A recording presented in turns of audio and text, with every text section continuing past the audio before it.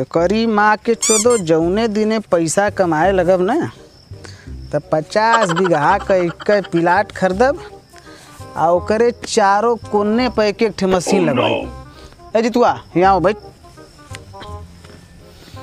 तो से बताओ थी जौने दिन पैसा कमाए लगब न तो करी माँ के चोदो 50 बीघा का एक प्लाट खरीदब आ ओके चारों ओर कटैलवा तार से घेरवाई। हमके पता ओके घेरवावे में 10-15 लाख का खर्चा आई, लेकिन अपने बदे वो आम बात है। आ ओकरे चारों कोने पर लगवाई एक एक मशीन, टेबुल मर दे जो ढेर का पनिया फेंकला है तो खूब फेंकत हो। हाँ का कर लिया कुछ ना। हाँ तो कहा भी मत ना तो चढ़ के खपा जब सिनवा भोसड़ऊ के। हाँ तो जब मशीन लगवा लेब ना तो उम्मा बनवाई बैठे घर एक रूम कर रही बाकायदे टाइल्स वाइल्स लगवा के एक नंबर के व्यवस्था कर दे उम्मा। आ उम्मा लगवाई वो वाली मशीन जो ठंडा का हुआ दिले का कूलर सीढ़ी के गरीब आदमी एसी बोला जाता है उसे। अरे यार तनी हमरो बतिया सुनबा। बात मत दे का तोर बतिया हम सुनी 2-4 लाख तो हूँ ले लिए छनिए फुकिए मजा लिए अपने जिंदगी का। आ इतना पना न मानब हम दे मत वहाँ तू का समझला हमके। ओकरे बाद ले हम एक सेकेंड हैंड साइकिल ना फार्चूनर वो एक थे ना 4 थे। अरे यार तनी हमरो बतिया सुनबा। दे मर्दे हम तोर का बतिया सुनी। चल तो रहूँ बदे एक 4 व्हीलर खरीदे बाम तू अल्टो ले लिए सुनीलवा वाली 3500 में बेचा कहत रहा। मर्दे चल के दाम दोगानी लगावल न जाई 3500 बोलत न रहा 2000-2500 में दे दे। आ नहीं तो मदवा गड़िया में है का फर्स्ट क्लास का मदवा 35 रुपया का तेल डलुई बा गाजीपुर चली बा।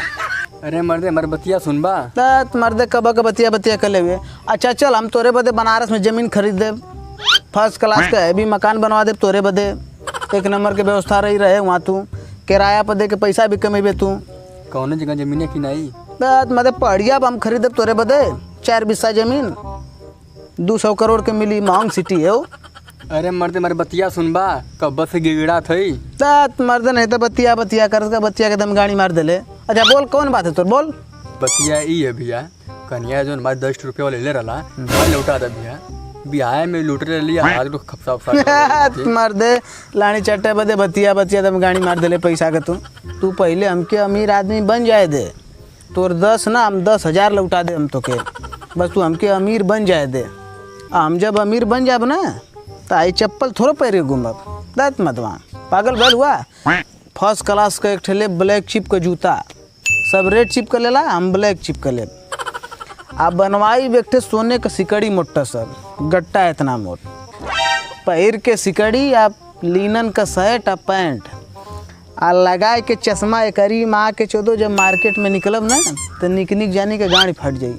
पर एक मिनट हम पढ़ले ही 8 तक आ हम कहीं भी कमाए जाब तो हमके मिली 200 वो गर्रा माटी करब तब आ 1 महीना का भयल 6,000 आ 5,000 हम खर्चे कर देब हमके पता। अब बचल 1,000 तो 1,000 में काम झांटू खड़ा तुम्हारे पैसा दे चलूट भैया माफ करा हम तोर पैसा बाद में लौटा दे भैया हमसे गलती हो गई गणित वाली किताब कसम खा के दे भैया हम तोर पैसा बाद में लौटा दे। आज बाद भौकाल ना हमारे भैया हम तोर पैसा लौटा दे।